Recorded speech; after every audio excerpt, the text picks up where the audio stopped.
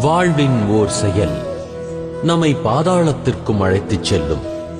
மனிதன் அச்செயலினை ஆற்றி இன்பம் மற்றும் துன்பத்தை அடைகிறான். நற்செயல் புரிவதால் ஒருவர் பேர் புகழ் பெறுகிறார்.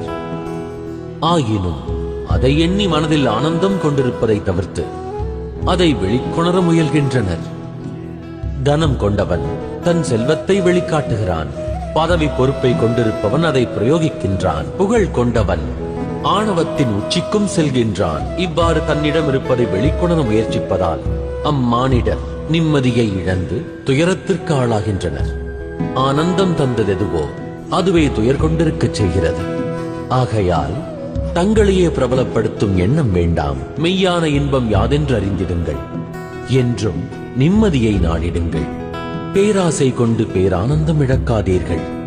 மெய்யான ஆனந்தத்தையும் நிம்மதியையும் உணர்ந்திட்டால் கைலாயத்தில் இருக்கும் மெய்யான இன்பம் கிட்டும்.